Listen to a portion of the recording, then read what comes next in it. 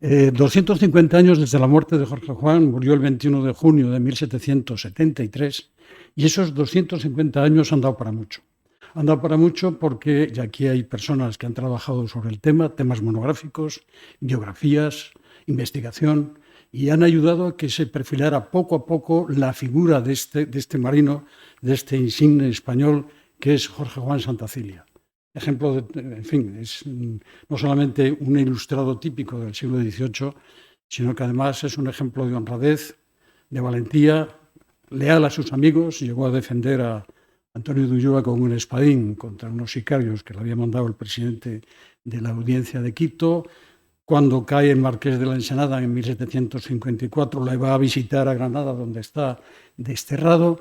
Y quiero decir que es un hombre en todos los sentidos de carta cabal. Aparte de todo su mérito, pues como marino, como ingeniero naval, ingeniero civil, cronista, ha hecho unas crónicas de relatos de sus viajes, tanto en su aventura equinoccial, ¿no?, cuando midió el arco de Meridiano en la expedición de Francia, como se dedicó también a confeccionar textos, compendio de navegación para la Real Compañía de Guardias Marinas y también los textos para el Seminario de Nobles en sus últimos años de su vida, y es una vida realmente increíble.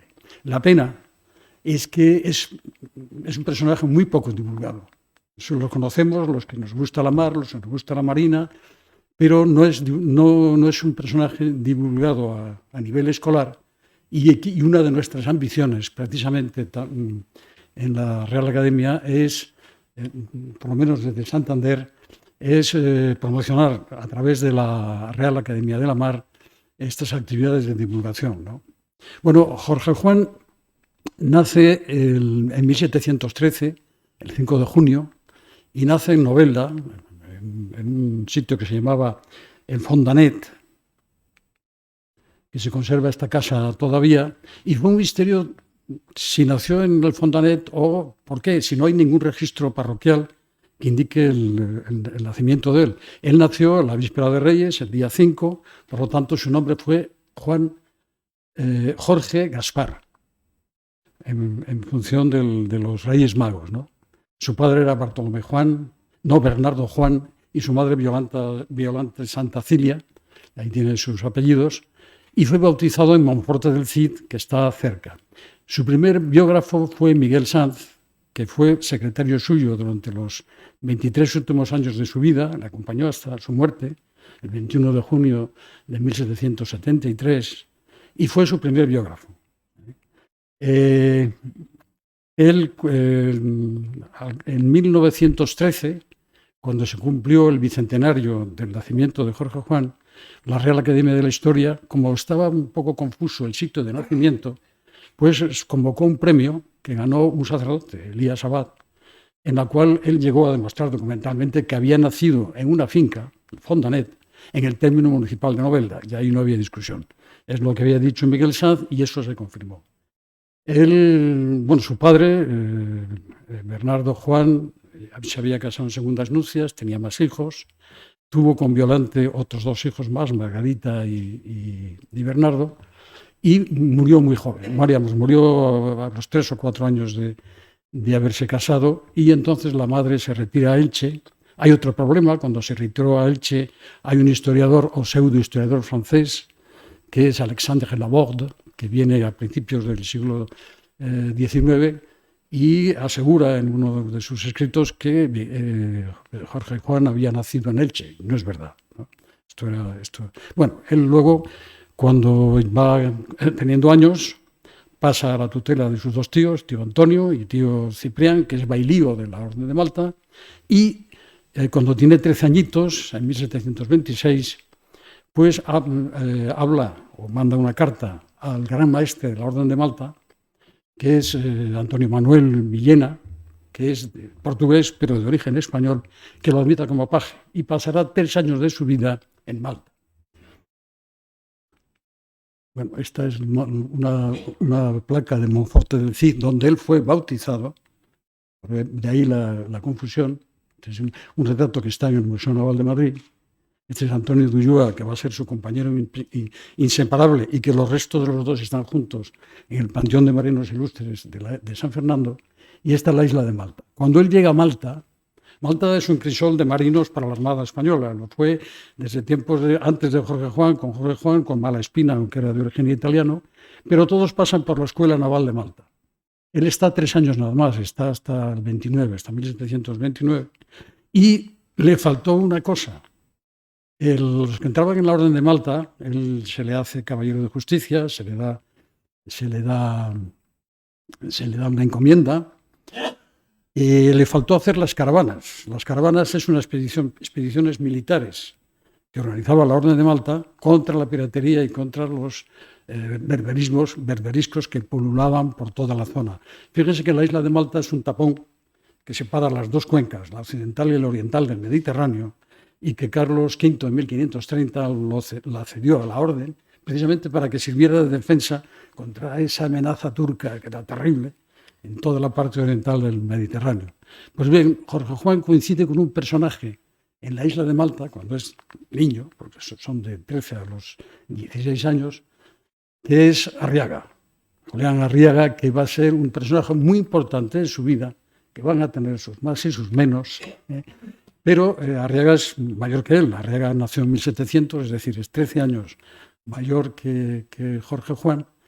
Y bueno, no sabemos la relación porque es una parte oscura de la vida todavía de Jorge Juan, sus años en Malta, ¿no? No hace las caravanas eran periodos de 6 meses de navegación en las galeras o en los barcos que ellos tenían y que formaba parte de los caballeros de la Orden. Una vez a la semana tenían que pasar a la parte hospitalaria, porque era una orden hospitalaria. Ellos habían estado en Rodas, habían sido expulsados de allí y habían venido a... Bien, cuando cumple su misión, sin haber hecho las caravanas, que es un tema que a él siempre le pesó siempre no haber hecho las caravanas, pues ingresa en la Real Compañía de Guardiamarinas de Cádiz, una institución que fundó Patiño en 1717 y la fundó un poco copiando el estilo francés. La Real Compañía tenía 2 ramas, una rama militar y de navegación y otra rama más académica, en el sentido de astronomía y otras disciplinas, con 2, aunque el que tenía la dirección era el capitán de la compañía. En cambio, en la época de Jorge Juan había un matemático que había sido piloto de la carrera de Indias, que es Pedro Manuel Cedillo, magnífico. Además era un hombre que había escrito la trigonometría aplicada a la navegación, había escrito también el vocabulario de la gente de mar y tenía un gran prestigio. Cuando Jorge Juan entra en la compañía, luego es destinado a la mar, está 3 años por el Mediterráneo, tiene acciones, no voy a entretenerme mucho en ello, pero interviene en la campaña de Orán de 1732 y ahí coge una grave enfermedad. En esta campaña mueren de tabardillo y de tifus un montón de soldados y marineros, se tiran al mar más de 500 cuerpos y él queda gravemente enfermo. Entonces lo acoge el cónsul de la Orden de Malta en Alicante, que es Damián Valentín. Y con este cónsul, la familia, que le está siempre muy agradecido, está a punto de morir, le dan los últimos sacramentos, finalmente se restablece y vuelve a reintegrarse en los estudios de la Real Compañía. ¿Pero qué sucede? En 1734, el embajador francés en España, Georges Levesque, trae un escrito del conde de Maurepas, que es a la sazón presidente de la Academia de Ciencias de París, y un escrito pidiendo permiso al rey Felipe V para hacer la medición de un arco de meridiano en tierras del Virreinato del Perú, es decir, tierras de lo que es el actual Ecuador, pero que entonces formaban parte del Virreinato. El informe o la carta va a pasar al Consejo de Indias, el Consejo de Indias da el visto bueno, pero con la condición de que la expedición sea mixta. Tienen que integrarse 2 españoles a la expedición francesa y formar parte de ella. Y entonces, aquí esto pasa de Patiño a Cedillo, al profesor que digo de la Real, y dice, escógeme 2 personas que tengan mucha capacidad de astronomía, de matemáticas y de tal, y para incorporarse a la expedición francesa. Y escoge a 2. Uno es Jorge Juan Santacilia y otro es Juan García Postigo, que es otro de los alumnos destacados, pero no está haciendo campaña en la mar y entonces le sustituye Antonio de Ulloa Torres Giral, que va a ser su compañero, ¿no? Bueno, son designados y ellos salen por su cuenta, no esperan a los franceses y se van a Cartagena de Indias. La expedición francesa está... este es Antonio de Ulloa, este es Jorge Juan, lo he hecho al revés. Esta es la batalla de Orán, esta es la expedición, y está mandada por personas muy ilustres de la Academia de Ciencias. Está Louis Gaudin. Louis Gaudin es una persona que nació en Beauvais, desde pequeño era aficionado a las matemáticas y a la física y a la astronomía, forma parte de la Academia de Ciencias. La Academia de Ciencias era una institución, y lo sigue siendo, muy prestigiosa. Fue fundada en 1666, 6 años después de la Royal Society de Londres, instituciones de un prestigio tremendo, y Louis Gaudin va a ser el jefe de la expedición para la medición del arco de meridiano. Esta expedición era importantísima, porque Newton decía que el mundo estaba achatado por los polos, y la única forma de probarlo era cuánto medía un arco de meridiano, un grado, en el equinoccio y otro en las tierras boreales al norte, para ver si medían lo mismo. Si eran lo mismo, la Tierra sería una esfera perfecta. Si no medían lo mismo, pues la Tierra estaba achatada por los polos. Y otro de los personajes, también muy importantes, era Charles de la Condamine, Charles-Marie de la Condamine. Este era un tipo que va a dar problemas en la expedición. Tiene un carácter bastante violento, es un hombre con una personalidad muy... en fin, tiene su mérito también. Va a tener un encuentro con Jorge Juan más adelante por una señalización que se va a hacer de pirámides en los límites del grado en Ecuador. Otro personaje que es muy importante para Jorge Juan, hay una manera de ver, que es Pierre Bouguer. Pierre Bouguer es ingeniero naval. Ha conseguido 3 premios en la Academia de Ciencias, uno sobre jarcias, otro sobre el cálculo de matacentros de equilibrio en los buques y otro sobre medición de estrellas a nivel del mar. Ha ganado estos 3 premios. Bueno, pues todos estos, junto con otros más, como Jussieu, que es botánico, como Hugo, que es relojero, como Sinieres, que es cirujano, en fin, integran la expedición francesa. Cuando nuestros 2 flamantes marinos van a Cartagena de Indias, tiene la suerte de estar en un barco que se llama El Conquistador, donde viaja el marqués de Villagarcía, que va a ser el nuevo virrey del Perú. No viajan juntos Antonio de Ulloa y Jorge Juan. Jorge Juan va en El Conquistador y en el navío incendio va Antonio de Ulloa. Pero Jorge Juan hace, digamos, en lo que cabe, mucha amistad con el virrey, que le va a servir para después, como ahora veremos.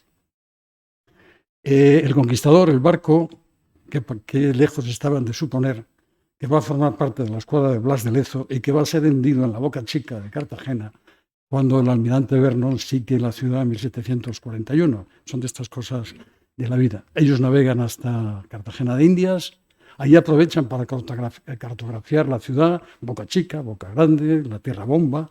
Yo la conozco porque he entrado en barco y es el color del mar más maravilloso que yo he visto en esa entrada de Cartagena de Indias, y esperan a la expedición francesa.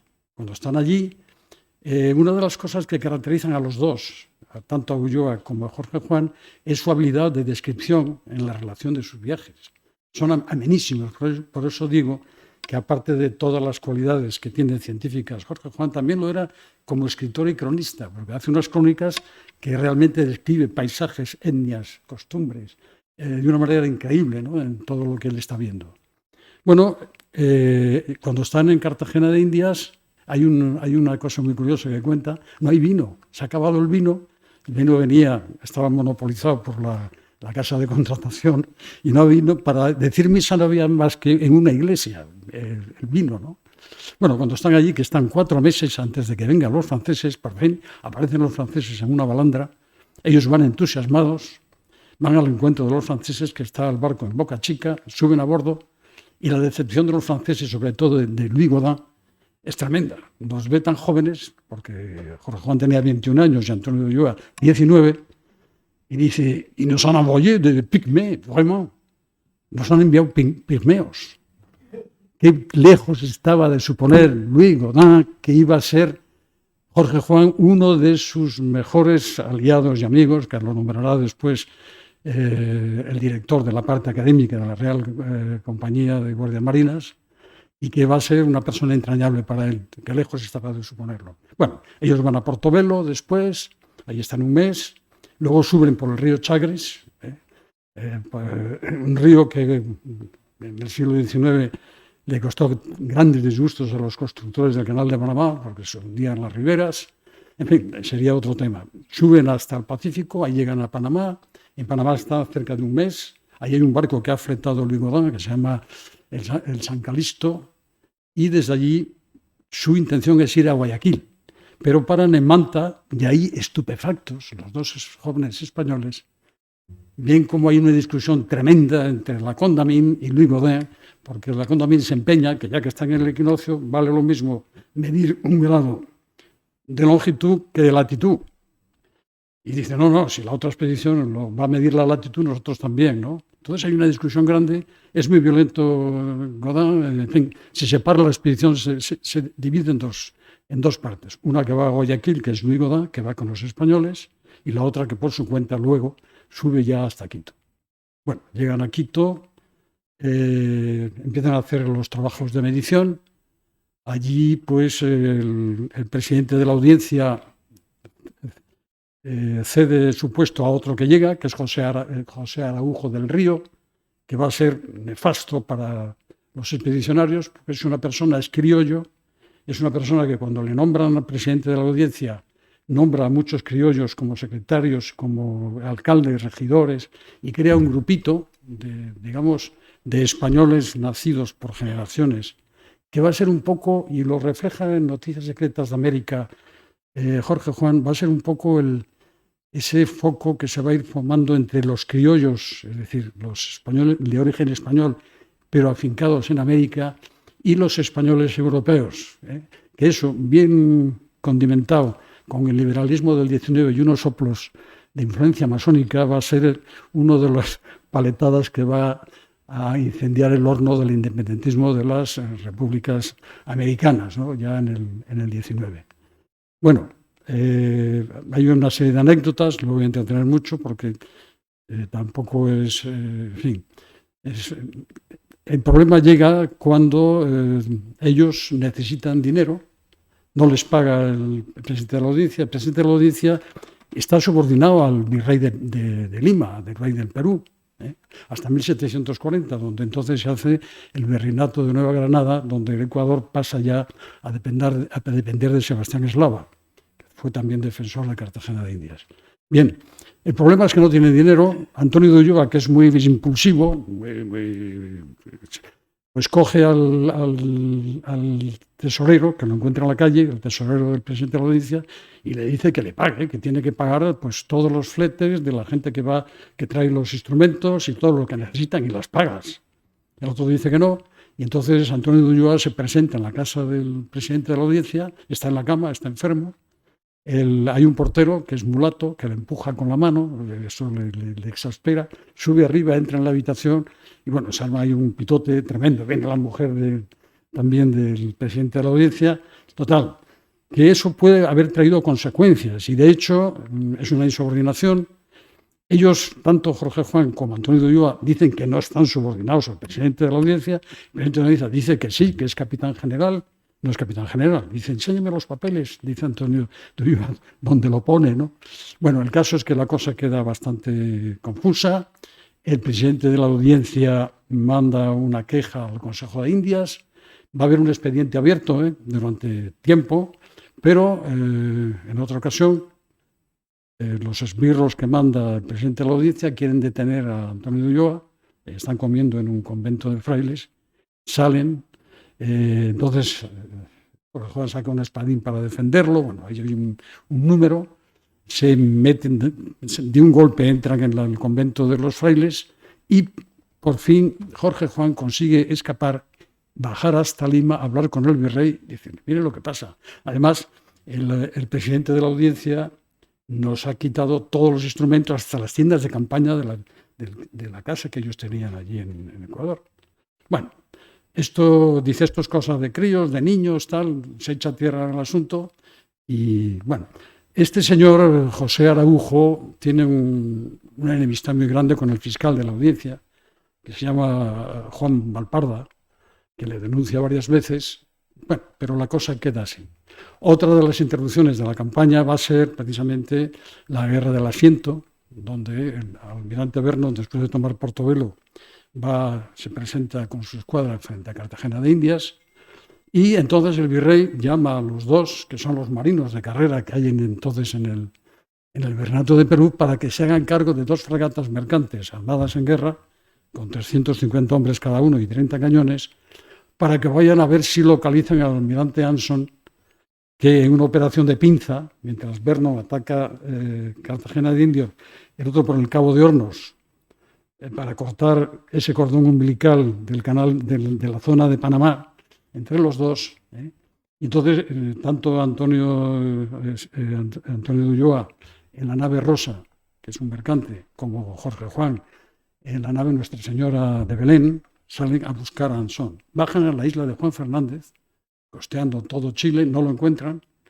En ese juego de escondite, Anson ataca a Paitá, la saquean, y luego Anson lo que hace es, como sabe que ya no tiene fuerza para atacar ni Guayaquil ni el Callao, pues dice, voy a coger el galeón de Indias. Saben que el sitio para cazar el galeón, el mejor sitio, si se prescinde de Veracruz y se prescinde de la parte americana, es el estrecho que hay entre la isla de Samar y la isla de Luzón, que es el estrecho de San Bernardino, que es la entrada, la puerta de entrada, las Islas Visayas y el archipiélago filipino. Y allí pues le espera y tiene la suerte de coger a Nuestra Señora de Covadonga, Anson, con todo su cargamento, la vende en Macao y se hace rico. Y seguirá apareciendo en la vida de Anson, Diego de Anson, de Jorge Juan, este almirante. Bueno, el caso es que después de esta campaña, cuando llegan, se enteran de que la Condamine ha puesto 2 mojones, uno en cada punto del grado de meridiano, y no mencionan en las placas ni a Felipe V, ni a Patiño, y mucho menos a ellos.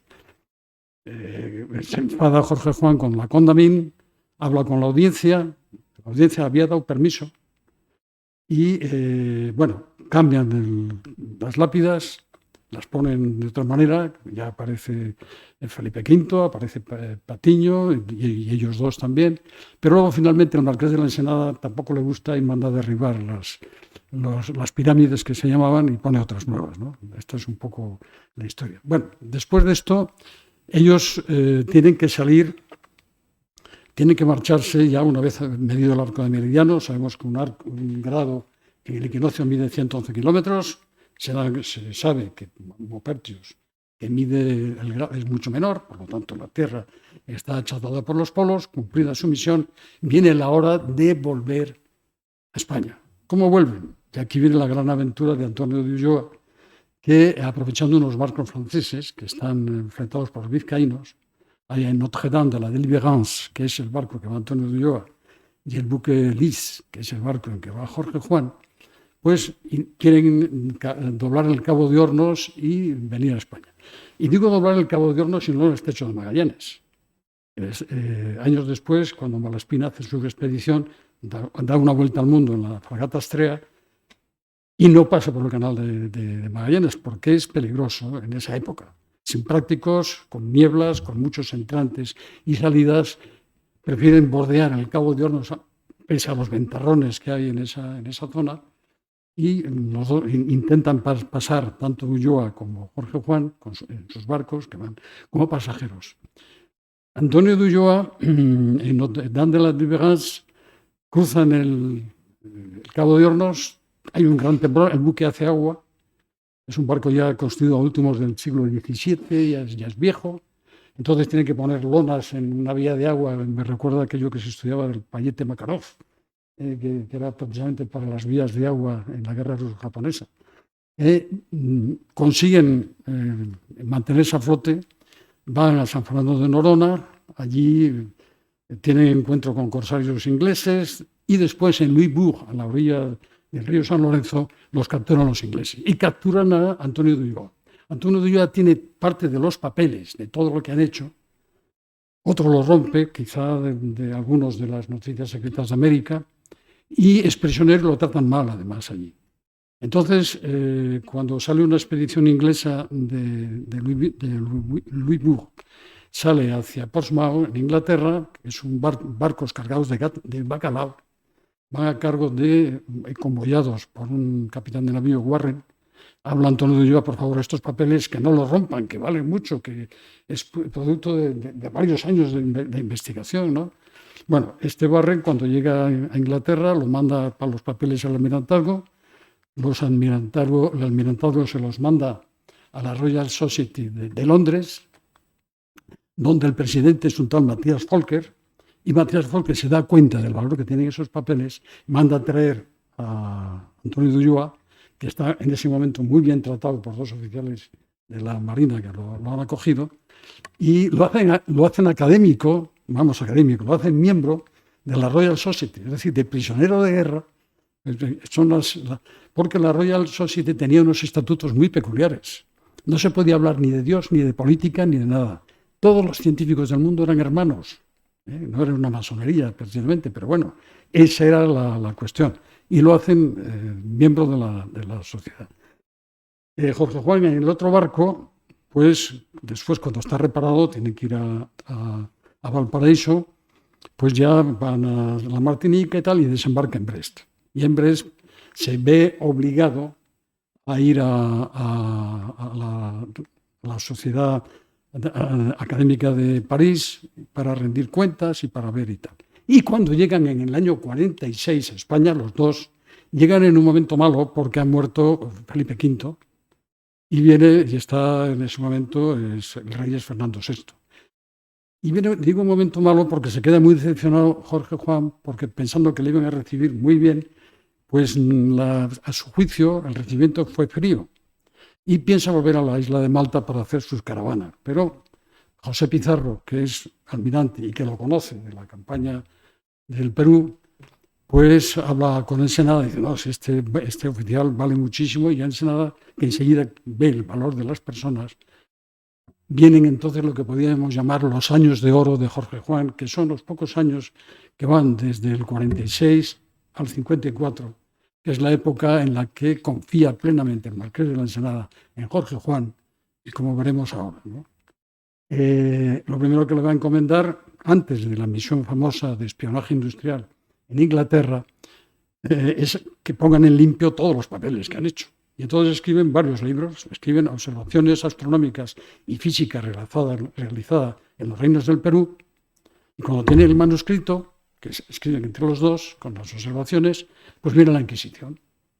Y la Inquisición manda una comisión, está un tal Villarroel, que es un sacerdote que es presidente es catedrático de la Universidad de Salamanca, que dice que, bueno, muchísimo cuidado, que la doctrina de la Iglesia ha dicho desde tiempos ya de Galileo, que Galileo llevaba la teoría de Copérnico, de que era el Sol, mejor dicho, que era la Tierra la que giraba alrededor del Sol y no al revés, que la doctrina de la Iglesia es clara, es la Tierra, es la teoría geocéntrica, es el centro del universo, eso tiene que quedar claro.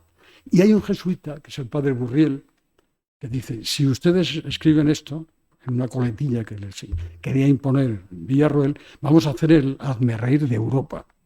Ya, en estas fechas estamos hablando de 1746, 47, 48. Total, se impone la Inquisición y tienen que publicar este libro con la coletilla, porque luego incluso interviene Roma.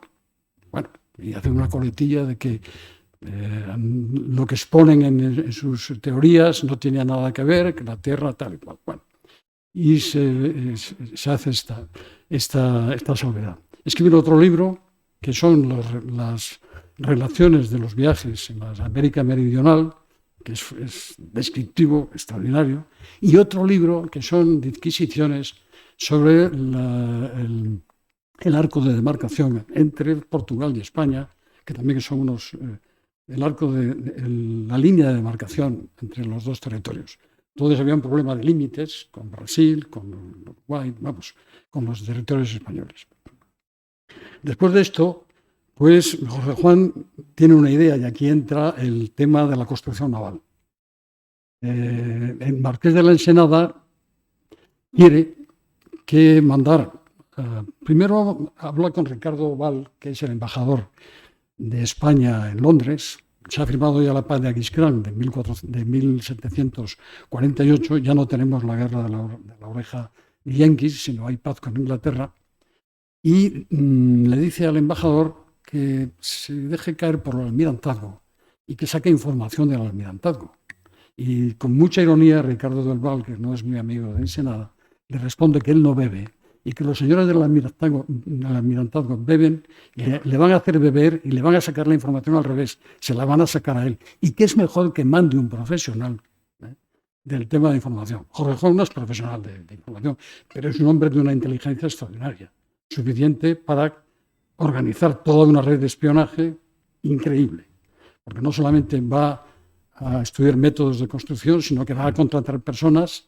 Y hay un tema que no se tocó mucho, pero que a mí, al volver a repasar la historia de Jorge Juan, me llamó la atención. El Marqués de la Ensenada tenía la idea de que toda la estructura del Estado entonces estaba muy anquilosada. Y había que incorporar a la Armada gente de fuera con capacidad de gestión.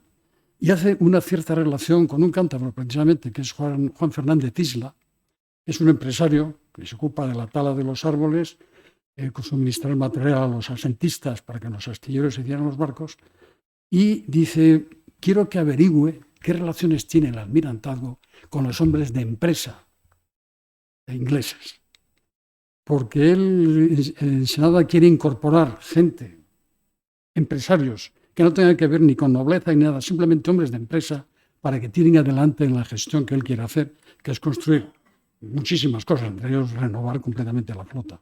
Y allá va Jorge Juan va con nombre supuesto, Monsieur Joshua, y va con dos marinos, es Pedro Mora y no me acuerdo yo el apellido, Salazar, Pedro Mora y Salazar, y José Bota, ¿no? Y Bote, José Solana y Bote, sí, son los dos que van en un barco mercante inglés que es Stedfish Auguste, que salen de Cádiz y van allí. Las instrucciones que tienen son las siguientes, muy claras del Senado. Primero, pocas visitas a la embajada. Utilización de nombres opuestos para gestiones que no sean propias de ello. Se da una cifra para que Jorge Juan se comunique con el Senado a través de cifra y no a través de Ricardo Val. En fin, hay una serie de precauciones que toman. Y hay una anécdota muy graciosa, vamos. Cuando llegan a Londres, buscan alojamiento, van a ver a Ricardo Val, a la Embajada de España en Londres, y les lleva Ricardo Val a Jorge Juan y a los otros dos, a Solano y Bote y a Salazar, vamos, a Pedro Mora y Salazar, se los llevan a cenar a casa del duque de Bedford, que es el primer ministro británico. ¿Y quién está en la mesa? Pues el almirante Anson, su enemigo de años atrás, ¿no? Bueno, la cosa queda muy bien, hay cortesías, hay no sé qué y tal, y hay y cuenta, no sé si, en unas memorias, no sé si de Solano, que en una parte el duque de Bedford coge a Ricardo Val y dice, ¿y estos señores a qué vienen? Dice, vienen a aprender. Dice, ¿aprender el qué? Dice, el tiempo lo dirá.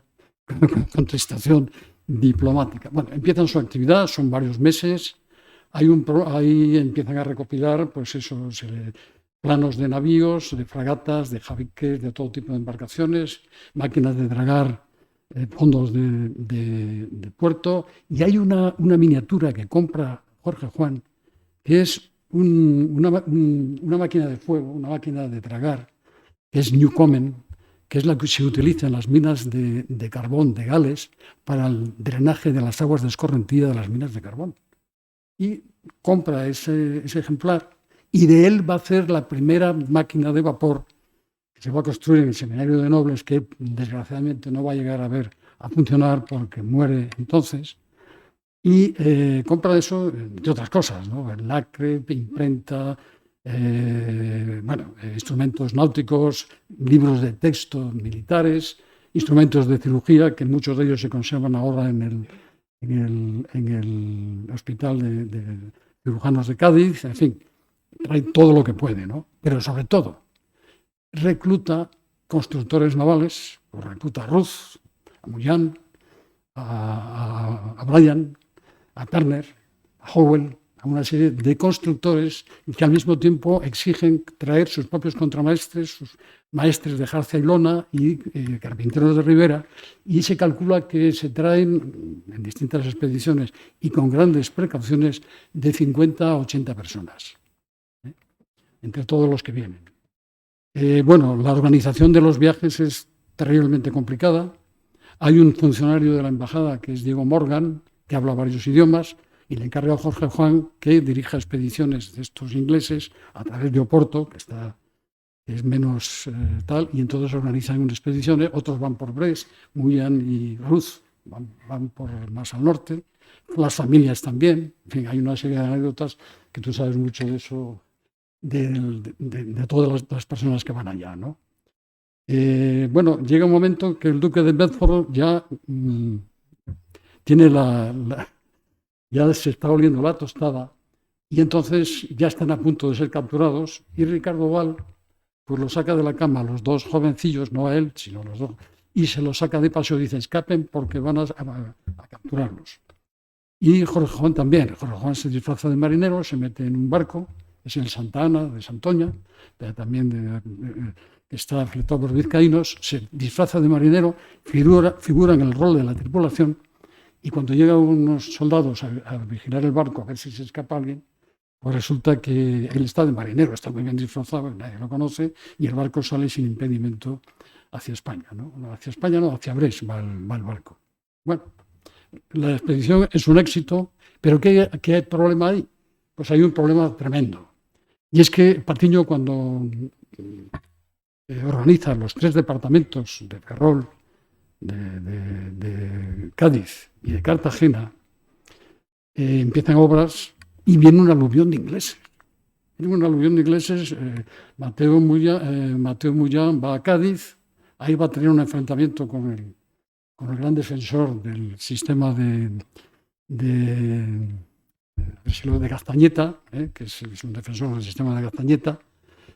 Quiere reformar las gradas que está haciendo este hombre, Otrán, que es este hombre. El Mullan va a Ferrol, ahí pues también tiene enfrentamientos con Cosme Álvaro de los Ríos, que es el que lleva todo ese tema. En Cartagena está Fereigán, que es el que lleva todo el arsenal, y es un aluvión de personas que viene con otros criterios para otro tipo de construcciones. Y hay una cosa muy significativa, y es que Otrán escribe y tiene reuniones con el Marqués de la Victoria sobre el tipo que a su juicio cuáles son los defectos del sistema inglés. Y hay una carta que es muy técnica, que la voy a resumir en dos palabras.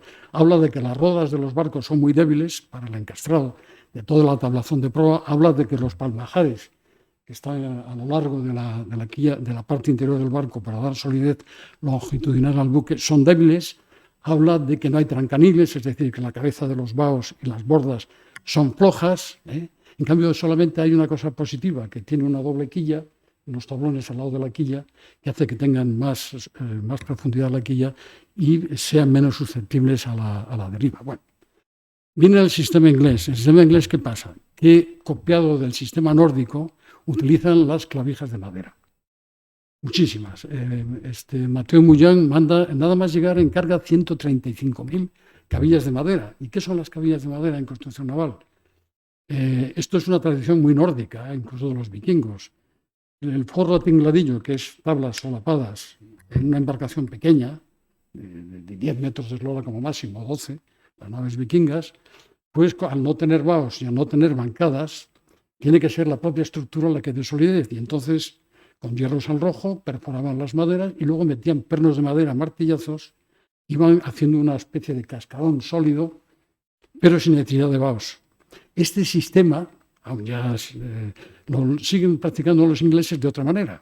En vez de sustituir la clavazón por ese tipo de cabillas. Pero la cabilla tiene que tener la misma edad de curado que el resto de las maderas. Y este es el gran problema. Cuando empieza la construcción a la inglesa, pues parece ser, y de eso se queja Jorge Juan, de que las maderas no están lo suficientemente curadas. Y los dos primeros barcos que salen malos. No sé si es el Asia de Mullán, que hace mucha agua, es decir, hay un problema estructural. Bueno, se crea un debate que ya sería más largo de explicar. Y, bueno, ¿qué sucede? Que los barcos, con la intervención de Jorge Juan, van siendo cada vez menos ingleses y más jorgejuanistas, ¿no? Acaba sustituyéndose los pernos por cablazón y viene uno de los barcos que comentábamos antes, el Guerrero, que está en activo casi 90 y tantos años, ¿no? Hasta tiempos de Isabel II, ¿no? Bueno, hay una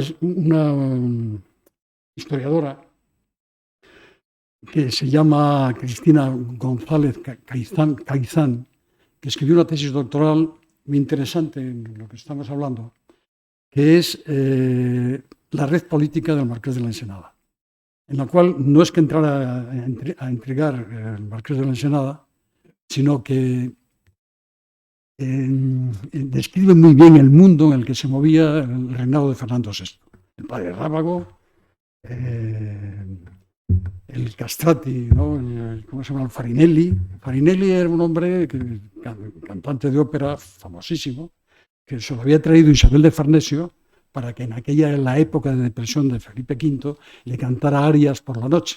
No sabemos si falleció a consecuencia de esto, pero debía ser bastante pesado que este hombre hiciera ese tema, ¿no? Bueno, el caso es que en el año 1754, por un complot entre el duque de Huéscar, por un complot con el embajador británico Benjamin King y también pues, con Ricardo Val, consiguen que caiga en Ensenada, acusándolo de haber planeado una operación militar en Campeche, sin haber dado cuenta al rey, y en fin, cae el Marqués. Eso es un disgusto enorme para Jorge Juan, porque su valedor, la persona con la que congenia perfectamente, la que le va a nombrar capitán de la compañía de guardiamarinas, la que además va a ayudarle a hacer el observatorio en Cádiz, la que le va a ayudar a que Luis Godin sea el director del área, digamos, civil de la Real Compañía, y todo desaparece.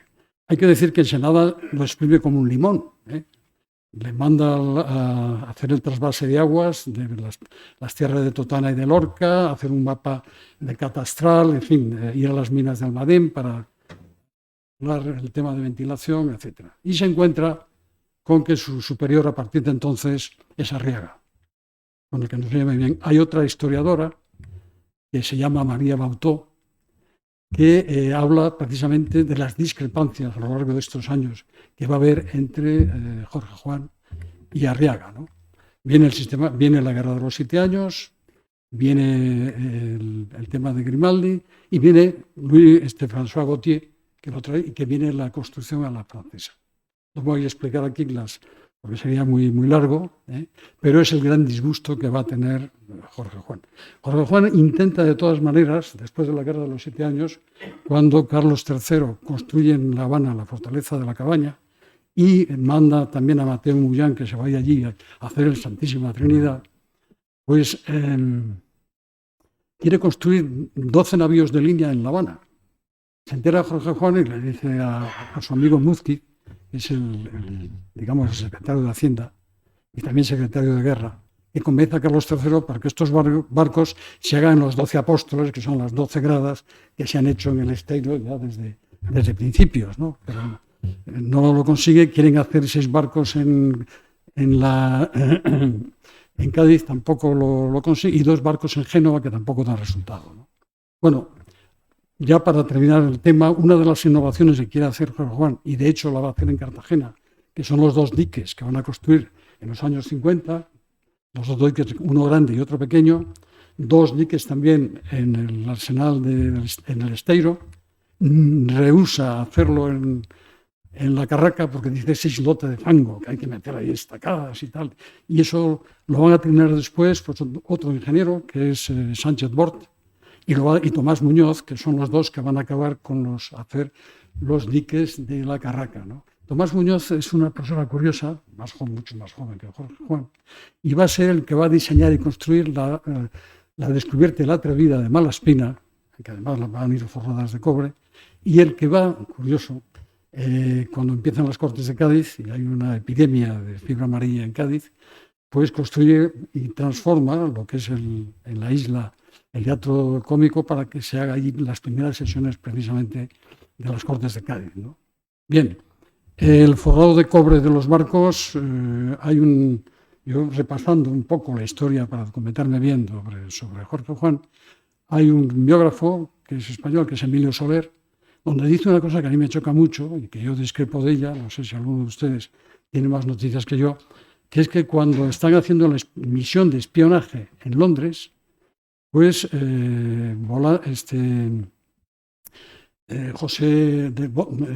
siempre se me va el nombre, José Solano descubre en el astillero de Deptford, que es uno de los brazos del Támesis, que están forrando de cobre una fragata que va a ser destinada a llevar unas familias a Chile. Eso da lugar a un incidente diplomático. Ricardo del Val va a intervenir, pero lo que me llama la atención es el forro de cobre, porque el forro de cobre, según mis datos, empieza en Inglaterra en 1761, no en esa fecha, y en España a partir de 1780, donde hay una ordenanza, donde la fragata Estrella y todos esos tienen ya forro de cobre, ¿no? Bueno, para terminar y no darles mucho la lata, por si quieren hacer preguntas y entrar más dentro del tema, los últimos años de Jorge Juan, como digo, pues tienen una misión diplomática, que es en el año 1766. Lo contaré rápidamente. Hay un embajador marroquí que se llama Sidi Ahmed El Gazel, que está en España, y quiere Carlos III mandar una misión extraordinaria con un embajador que tenga experiencia, y la tiene Jorge Juan, en el trato con extranjeros, y se reúne con este embajador marroquí en Cádiz. Hay una anécdota graciosa, porque se reúne con él en Cádiz y en 2 barcos distintos van a hacer el periplo, primero a Tetuán, pero falta el viento cuando salen de la bahía de Cádiz y los barcos se quedan haciendo cuchareo allí, sin viento, y se marea terriblemente el marroquí, demanda al capitán de su barco que con señales le diga a Jorge Juan, que va en otro barco, que se vuelva a Cádiz porque no aguanta más. Vuelven a Cádiz, allí están un par de días hasta que al fin hay viento y por fin se van a Tetuán. Hay un trabajo de José María y de Sánchez Carrión también sobre el tema de la embajada extraordinaria.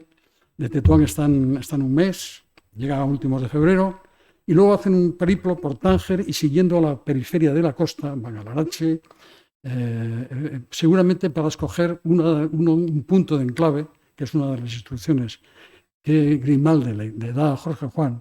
Entre las instrucciones es que el comercio haga libre comercio, que se delimiten las aguas territoriales, que se colabore en la captura de desertores de las plazas de Ceuta y Melilla, que se colabore en la represión de la piratería y hacer una factoría o un puesto en tierra para los pesqueros o los pescadores de Canarias, que son todos los objetivos que quieren, ¿no?